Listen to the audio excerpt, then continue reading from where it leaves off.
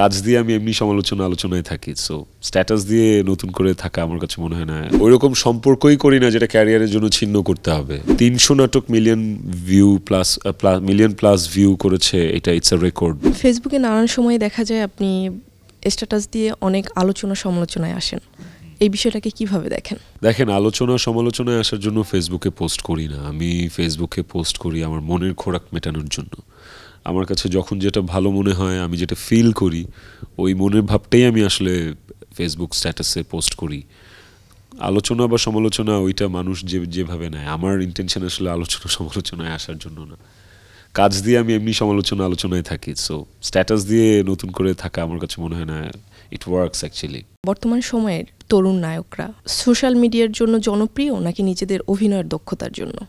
এক একজন এক একভাবে জনপ্রিয়, যেভাবে নিজের মেধাটাকে কাজে লাগিয়ে জনপ্রিয়তা পাচ্ছে। কেউ হয়তো বা ইনফ্লুয়েন্সিং করে পাচ্ছে, কেউ হয়তো বা কাজ করে নাটক করে পাচ্ছে, কেউ হয়তো বা শুধুই আলোচনায় থেকে চর্চায় থেকে পাচ্ছে, কেউ হয়তো বা পলিটিক্স করে পাচ্ছে। যার যার যেদিকে ইন্টেনশন। আপনার কি ইন্টেনশন? আমি খেটে খাওয়া মানুষের দলে আমি কাজ করি, আমি নিজেও খেটে খাই।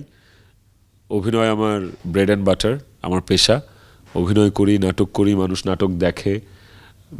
নাটক দেখে বলে আমার নাটকের একটা বিকৃত ভ্যালু আছে। কি বলে এটাকে, সেলিং ভ্যালু আছে, যে কারণে আমাকে ডিরেক্টর বা প্রযোজক টাকা দেয়, সেটা দিয়ে আমি আমার সংসার চালাই, খাই। সো আমি নাটক করে, অভিনয় দিয়েই, মানুষের মন জয় করেই আমি সবার মনে থাকতে চাই। কেসারেন শেকড় থেকে শিখরে। ইউটিউবে আপনার নাটক প্রায় 3 শতাধিক মিলিয়ন হয়েছে, এই অনুভূতিটা কেমন?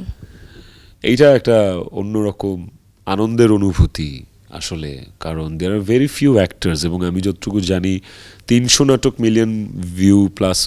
মিলিয়ন প্লাস ভিউ করেছে, এটা ইটস আ রেকর্ড আমার মনে হয়, আমি যতটুকু জানি। তো এইটা আমার কাছে ভালো লাগে যে আমি এরকম একটা রেকর্ডের অধিকারী। আর এইটা খুব শীঘ্রই 400তেও চলে যাবে ইনশাল্লাহ, তখন আমরা একটা পার্টি করবো, আপনারা সবাই ইনভাইটেড। ক্যারিয়ারের জন্য যদি কোনো সম্পর্ক ছিন্ন করতে হয় কি করবেন? না, ওইরকম সম্পর্কই করি না যেটা ক্যারিয়ারের জন্য ছিন্ন করতে হবে। অভিনয়টা আমার পেশা, আমার পেশাটা আমাকে বাঁচিয়ে রাখে। তো সম্পর্ক এমন কেন হবে যেটা আমাকে মৃত্যুর দিকে ঢেলে দিবে, তাই না? ওইরকম সম্পর্কই রাখি না যেটার জন্য আমাকে আমার পেশা ছাড়তে হবে বা ক্যারিয়ার ছাড়তে হবে। সো সম্পর্ক ওইরকমই হওয়া উচিত যেটা আমাকে আমার মতন করে অ্যাকসেপ্ট করে নিবে। বাংলাদেশে আপনার প্রিয় নায়ককে? নায়ক বলবো না, অভিনেতা আছে। আমার প্রিয় অভিনেতা আহমেদ রুবেল স্যার, আমি যাকে আমার গুরু মনে করি, যাকে আমি অভিনয়ে অনুসরণ করি। দর্শকরা আপনাকে বড় পর্দায় কবে দেখবেন? খুব শীঘ্রই দেখবে, প্রস্তুতি চলছে, কথাবার্তা চলছে, খুব শীঘ্রই হয়তো বা গুড নিউজও আসবে।